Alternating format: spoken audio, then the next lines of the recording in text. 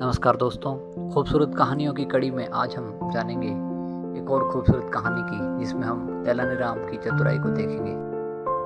राजा कृष्णदेव राय विजयनगर में दरबार लगाकर बैठे थे। उसी समय दरबार में एक सुंदर महिला एक बक्सा लेकर आई।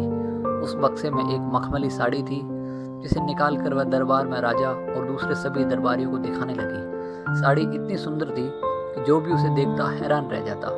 महिला ने राजा से कहा कि वह ऐसी ही सुंदर साड़ी बनाती है। उसके पास कुछ कारीगर है जो अपनी गुप्त कलाओं से इस साड़ी की बुनाई करते हैं। उसने राजा से निवेदन किया कि अगर राजा उसे कुछ धन दे तो वह उनके लिए भी ऐसी ही साड़ी बना देगी। राजा कृष्णदेव राय ने महिला की बात मान ली और उसे धन दे दिया। महिला ने साड़ी तैयार करने के लिए 1 साल का समय मांगा। इसके बाद वह महिला साड़ी बुनने वाले अपने कारीगरों के साथ राजा के महल में रहने लगी और साड़ी की बुनाई करने लगी। इस दौरान उस महिला व कारीगरों के खाने पीने से लेकर तमाम खर्चे राजमहल ही उठाता था। इसी तरह 1 साल का समय निकल गया। फिर राजा ने अपने मंत्रियों को उस साड़ी देखने के लिए भेजा।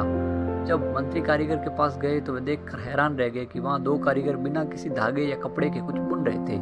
महिला ने बताया कि उसके कारीगर राजा के लिए साड़ी बुन रहे हैं, लेकिन मंत्रियों ने बताया कि उन्हें कोई साड़ी दिखाई नहीं दे रही है। इस पर उस महिला ने कहा कि वह साड़ी सिर्फ वही लोग देख सकते हैं जिनका मन साफ हो और जिन्होंने जीवन में कोई पाप ना किया हो।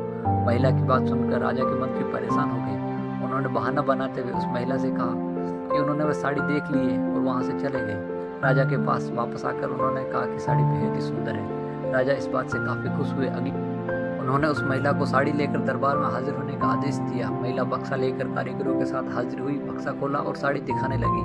दरबार में बैठे सभी लोग हैरान थे, क्योंकि राजा समेत किसी भी दरबारी को कुछ दिखाई नहीं दे रहा था। ये देखकर तेलानीराम ने राजा के कान में कहा कि उस महिला ने झूठ बोला है, वह सभी को बेवकूफ बना रही है। इसके बाद तेलानीराम ने उस महिला से कहा, उन्हें यह दरबारी को साड़ी नहीं दिखाई दे रही है।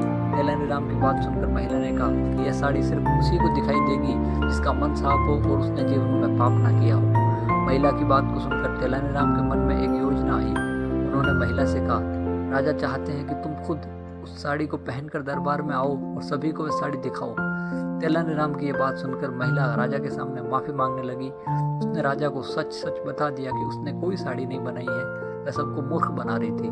महिला की बात सुनकर राजा को बहुत गुस्सा आया। उन्होंने उसे जेल में डालने की सजा सुना दी, लेकिन जब उस महिला ने बहुत विनती की तो उन्होंने छोड़ दिया और माफ करके जाने दिया। साथ ही राजा ने तेलानीराम की चतुराई की बेहद तारीफ की। सीख, अधिक दिनों तक झूठ या धोखा छिपाया नहीं जा सकता, एक न एक दिन सच्चाई सामने आ ही जाती है। तो दोस्तों, कैसी लगी आपको ये कहानी? ऐसी ही खूबसूरत कहानियों के लिए लाइक, शेयर एंड सब्सक्राइब करें आपका अपना चैनल विस्ना वॉइस।